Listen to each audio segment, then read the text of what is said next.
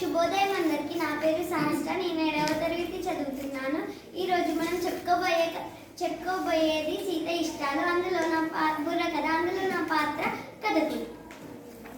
నా పేరు సింధుజ. నేను 7వ తరగతి చదువుతున్నాను. ఇందులో నా పాత్ర వంత పాడేవారు. శుభోదయం అందరికీ. నా పేరు వినోద. నేను 7వ తరగతి చదువుతున్నాను. ఇందులో నా పాత్ర వంత పాడేవారు. జయము జయము మన భారత మాతకి, జయము దిగ్విజయము. తందానతనం చదువులనిచ్చెడు సరస్వతి తల్లి, చల్లగా చూడమ్మా. తందానతనం సిరులనిచ్చెడు శ్రీ మహాలక్ష్మి, కరుణ చూపవమ్మా. తందానతనం శత్రు వినాశము చేసెడు దుర్గా, జయము నీవమ్మా.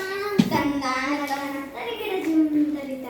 అక్క, ఈరోజు మనం ఏ కథ నేర్చుకోబోతున్నాం? ఏదో కాదురా, నల్ల మహారాజుల కథ, పాండవుల కౌరుల కథ, మరాఠీల కథ, రామ కథ, లవకుశుల కథ, సీతమ్మ కష్టాలు. ఏంటక్క, ఆ కథలని పాత గాథాలు అయిపోయినాయి. కొత్త కథ చెప్పవా? ఏందిరా, పాత అంటే రోతగా ఉందా?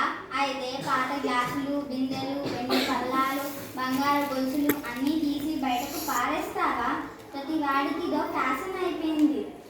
పాతలేంది కొత్త ఎక్కడిరా తిక్క సన్యాసి. ఇప్పుడు కొత్త కొత్త అని అరుస్తున్నారు కానీ ఈ కొత్త అంటే పాతలో నుంచే కదరా పుట్టింది. అరే నేనేమన్నానని పరీక్ష కలిగిన కాకిలు అలా అరుస్తున్నావు? పాత అంటే రోజా నేనేమన్నా అన్నానా? ఎలక్ట్రిక్ దీపాలు వచ్చాయని అబుదం దీపాలను వాడుతున్నామా? బస్సులు, రైలు, కొత్త వాళ్ళు ఎడ్ల బండ్ల పైన ప్రయాణిస్తున్నామా? అరే తమ్ముడు, చెల్లి, మీరు అట్లా కొట్లాడుకొని రసాబస చేయకని తమ్ముడనంటే మనం కొత్త కథనే చెప్పుకోబోతున్నాం. ఈరోజు మనం చెప్పుకోబోయేది సీత ఇష్టాలు. పేద ఇంటిలో పుట్టి పెరిగిన పైడి బొమ్మ కథరా. చదువు సంధ్యలో పేరు పొందిన చక్కనమ్మ కథరా. ఓటమి నెరగక పోరాడే ఒక వీర బాల కథరా. 10 మందికి ప్రేరణించే వర్తమాన కథరా. దరికిడ జందరిత. తర్వాత ఏం జరిగింది అక్క? ఎవరా పైడి బొమ్మ? అయ్యల్లారా, అమ్మల్లారా, స్త్రీలు విలువలసినాయి. భారత భూమిలో రాజనాలు పండే రతనాల నేల మన తెలుగు నేల. ఈ తెలుగునాటి రామాపురం అనేది ఒక పల్లెటూరు. ఆ పల్లెలో శివయ్య, గౌరమ్మ అనే పేద దంపతులు ఉన్నారు. ఆ పేద దంపతులకు కలిగిన సంతానమే ఈ సీత. సీతను బడికి పంపాలా వద్దా అనుకునే సమయంలోనే మరో పిల్లవాడు పుట్టారు. ఇంతటితో సంతానాన్ని ఆపేద్దామా వద్దా అని మధ్య పడుతుండగానే మరో కూతురు పుట్టింది. ఆలస్యం అమృతం విషయం అంటే ఇదేనేమో. నువ్వు నోరు మూస్తావా ముయ్యవా? నోరు మూసే కాలం పోయిందక్క. ప్రశ్నించేవాడే ఉత్తముడు, మాట్లాడేవాడే మంచివాడు. తర్వాత కథ పూట గడవని తల్లిదండ్రులకు పాటలు ఎక్కువాయే.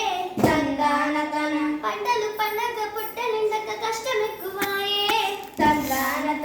కుటుంబ భారం కుంగదీయకుండా తల్లడిల్లినారు. భార్య భర్త కూలి నాలితో బతుకునిచ్చినారు. ఇంతకు ఆ చిన్నారి సీతమ్మ బడికి పోయిందా లేదా? లేదక్క, 4 రాళ్ళు సంపాదించి తలపైన పోసి పెళ్లి చేస్తుంటారు. అలా జరుగుంటే మన కథకి ఏమర్థం ఉంటుంది?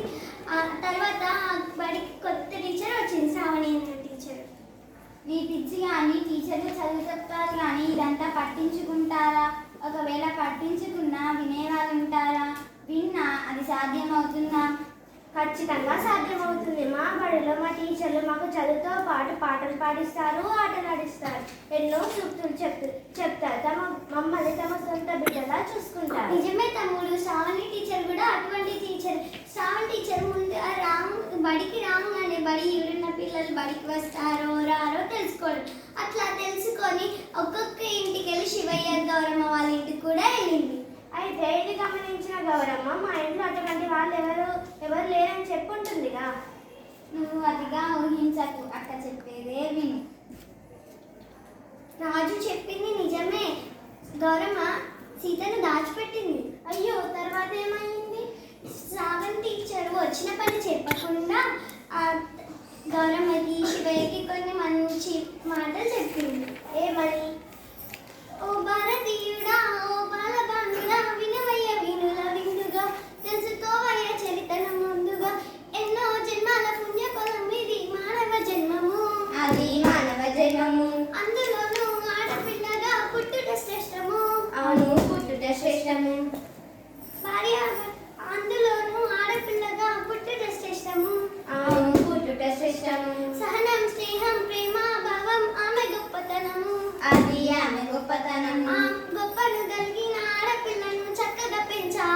బహు చక్కగా పెంచాలి. అప్పుడే ఇల్లు ఊరు అభ్యున్నతి పొందు అని అభ్యున్నత పొందు.